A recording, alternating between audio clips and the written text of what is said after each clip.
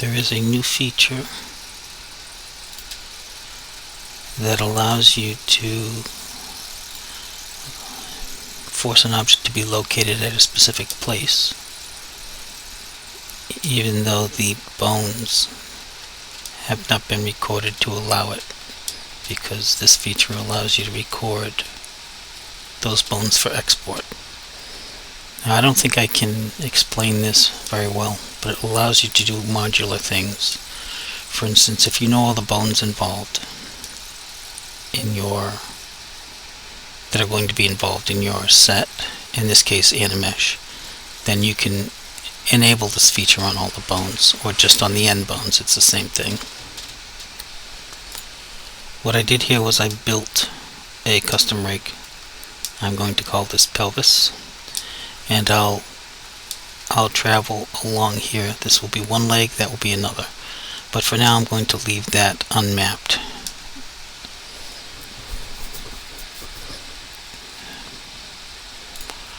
And this is just the mapping portion. This is not the tool that I want to explain. Now these bones are mapped in line in a sane hierarchy, and you can see the mapped bones on the rig here. And I followed it down from pelvis, and then all the way down the leg. I'll leave those for now, and I'll show you what this tool does. In the character tools under bone control, you'll find a brand new tool,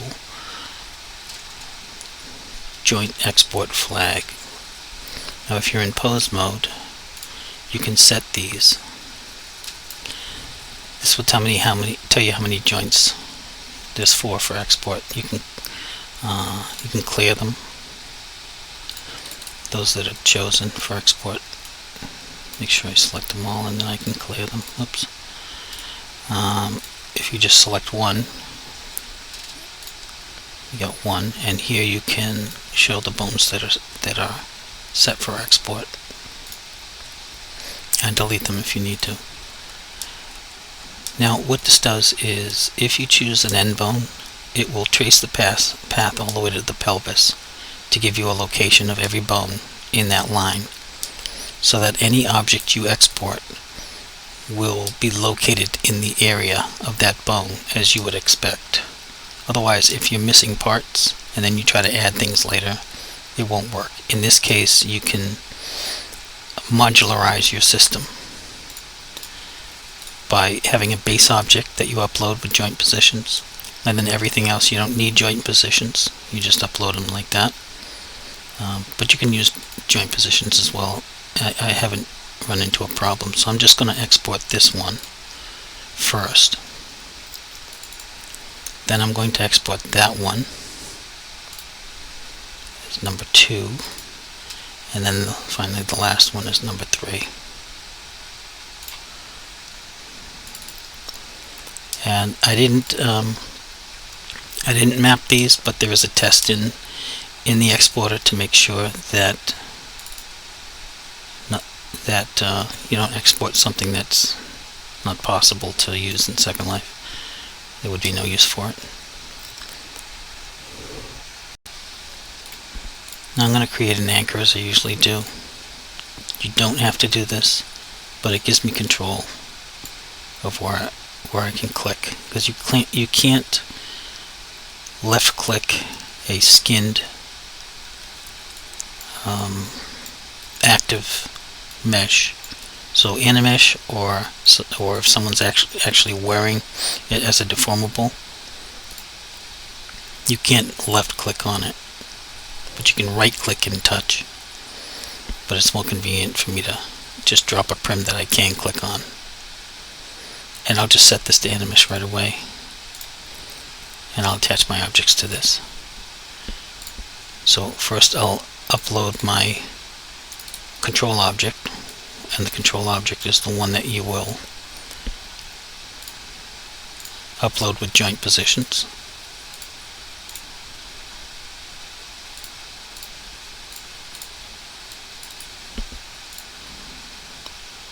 And then the other ones I don't have to upload with joint positions. And there might be a benefit to doing it that way. Oh dear, flight came again. Might be a benefit to doing it that way. Oh, I don't need a script in that. I don't know what I'm doing. I don't need a script in that. I just need it to be set as Animesh. So I single click on this here, then shift and click on that and link it, and it repositions. Now this is in the position of the pelvis bone that I located, because that's what I uploaded. And I'll upload the other two.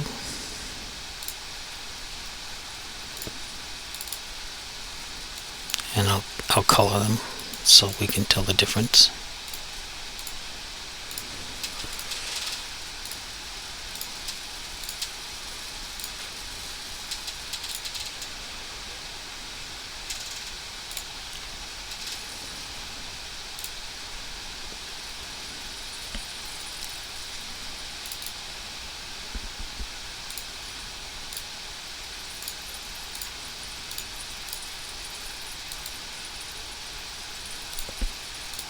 You notice I'm not uploading them with joint positions, but I'm going to do one anyway to show that it still works.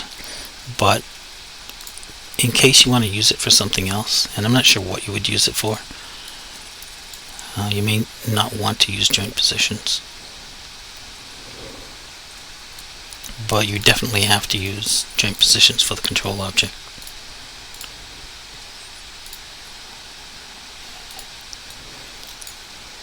Now I'm going to attach the distant one first.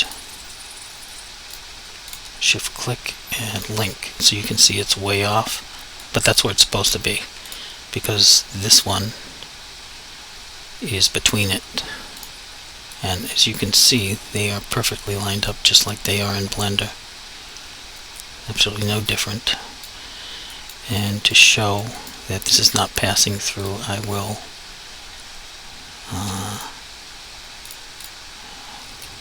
make this a little transparent here. And that's the tool.